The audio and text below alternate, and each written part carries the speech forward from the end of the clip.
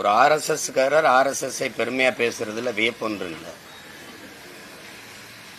நாங்க பாக்குறது தங்கச்சி அண்ணனை பாருங்க, தற்சார்பு பொருளாதாரம் பேசுவது, எல்லாத்துக்கும் பிற நாட்டை சாரக்கூடாதுன்னு பேசுவது, விவசாயத்தை விட்டு கொடுக்க முடியாதுன்னு பேசுறது, குறிப்பா கால்நடை விவசாயிகள்னு பேசுறது, இதெல்லாம் கவனிப்பீங்கல்ல.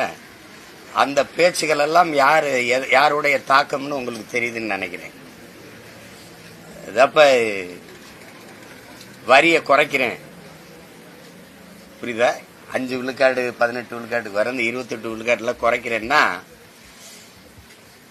ஏன் குறைக்கணுங்கிற ஒரு கேள்வி எழுது பத்தியில்ல.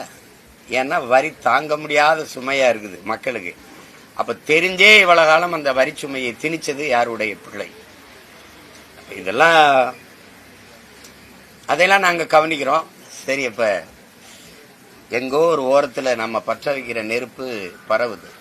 ஆனால் அந்த தற்சார்பு பொருளாதார கொள்கை, அந்த வேளாண்மைக்கு முன்னுரிமை, இது போன்ற நிலைப்பாடுகளில் மீதி இருக்கிற இந்த 4 ஆண்டு காலங்களில் 3.5 ஆண்டு காலம் இருக்குது. அதுல மாண்புமிக்க மேன்மைமிக்க நாட்டின் முதன்மை அமைச்சர் ஐயா நரேந்திர மோடி அவர்கள் உறுதியாக இருக்கணும்னு வேண்டிக்கிறோம்.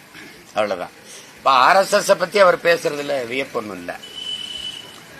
ஆனா ஆர்எஸ்எஸ் பத்தி பேசிட்டு சுதந்திர தின கொடியேற்றி பேசுறதா வேடிக்கையா இருக்குது. ஏன்னா சுதந்திரத்தையே அவங்க ஏற்கல, சுதந்திரத்துக்காக போராடல, அவங்க வெள்ளையனை ஏத்து வெளியேற்றணுங்கிறது அவங்க நோக்கம் இல்ல.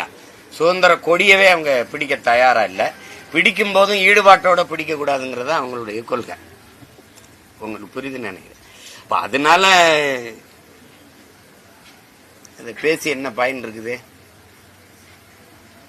அது ஒன்னும் நாங்க எப்படி பார்ப்போம்னா, இந்த நாட்டின் தந்தை விடுதலை போராட்டத்திற்கு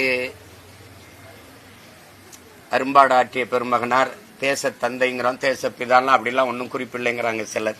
எப்படி பார்த்தாலும் ஒரு மிகப்பெரிய தலைமை, இந்த நாட்டின் அடையாளமாக இருக்கிறது.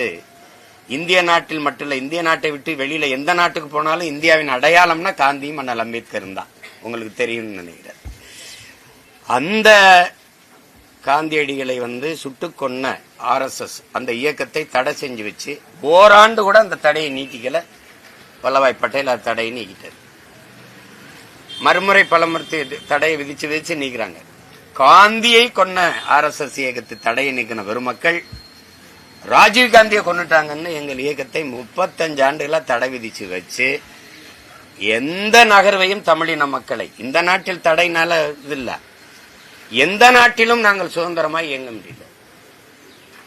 இடுப்புல இருக்கிற குழந்தை இல்ல, கையில இருக்கிற குழந்தை இல்ல, கருவில் இருக்கிற குழந்தையும் பயங்கரவாதியா பாக்குறான்.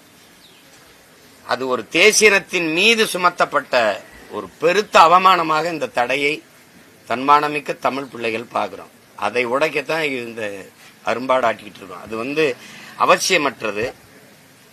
எங்களுக்கான அரசியல் விடுதலைக்கான நகர்வை செய்வதற்கு அது பெரிய இடையூறா இருக்குது. அது தகர்க்கணும். நாங்க அப்படிதான் பார்ப்போம். ஒப்பிட்டு பார்க்கும்போது காந்தி மரணம், இந்திரா காந்தி மரணத்தை பேச தயாராக இல்லாத இந்த நாடு, இந்த கட்சி, இந்த அதிகாரங்கள் ஐயா ராஜீவ்காந்தி மரணத்தை மட்டுமே பிடிச்சு தொங்குதுன்னா அதுல அரசியல் இல்லை. அதுல பேசினா பஞ்சாப் கொன்றுவான், ஒரு ஓட்டு விழாது.